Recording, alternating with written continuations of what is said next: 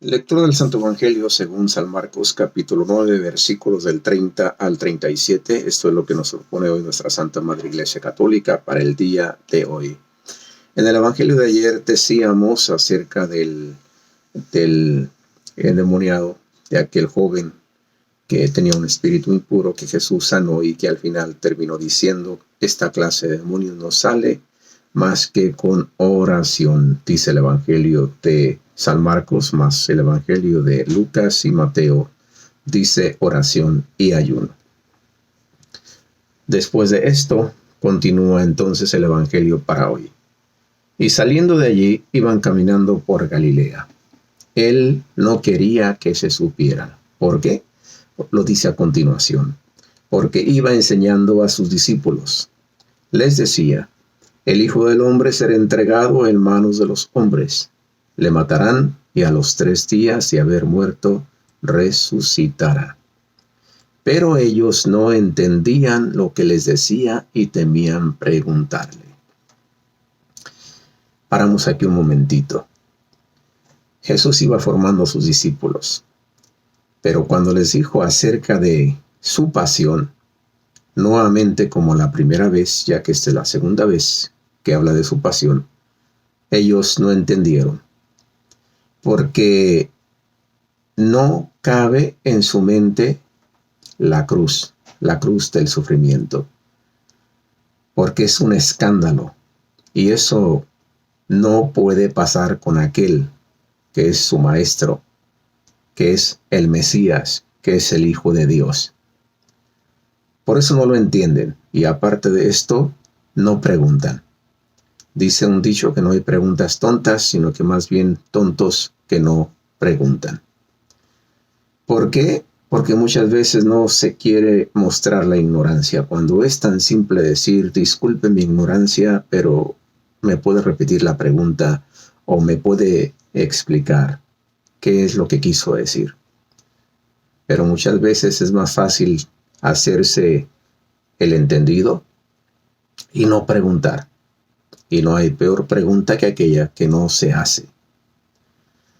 Llegaron a Cafarnaúm, continúa, y una vez en casa les preguntaba: ¿de qué discutíais por el camino?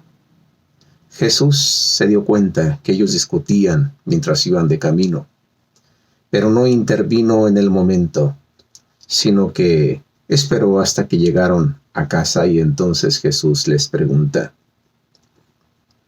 ¿de qué discutíais por el camino? Ellos callaron. El que calla otorga, dice el dicho. ¿Por qué? Pues por el camino habían discutido entre sí quién era el mayor. Entonces se sentó, llamó a los 12 y les dijo: si uno quiere ser el primero, sea el último de todos y el servidor de todos. Repito, si uno quiere ser el primero, sea el último de todos y el servidor de todos. Y tomando un niño, le puso en medio de ellos, le estrechó entre sus brazos y les dijo: el que reciba a un niño como este en mi nombre, a mí me recibe. Y el que me reciba a mí, no me recibe a mí, sino a aquel que me ha enviado. Palabra de Dios. Gloria a ti, Señor Jesús.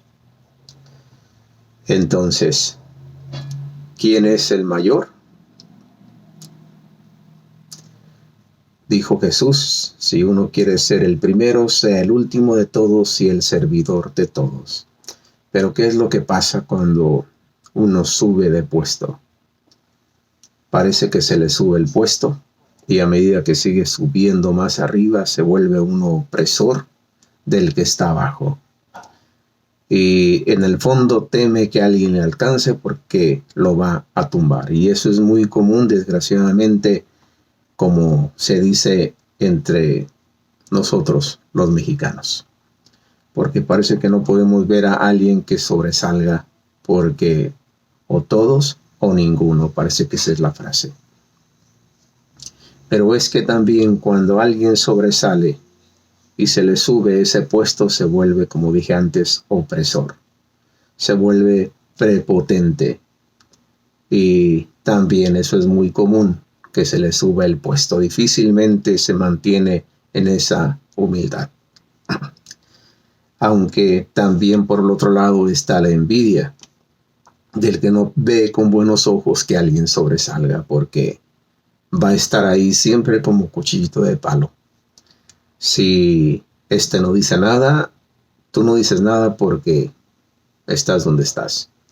O si hablas, tú lo dices porque estás en el lugar que estás. El caso es de que no se le da gusto a nadie.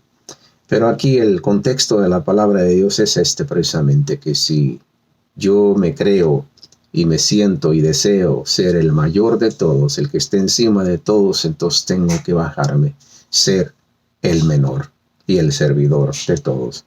Por eso Jesús toma a un niño y lo pone en medio como ejemplo. ¿Y por qué a un niño? Porque a un niño era despreciado.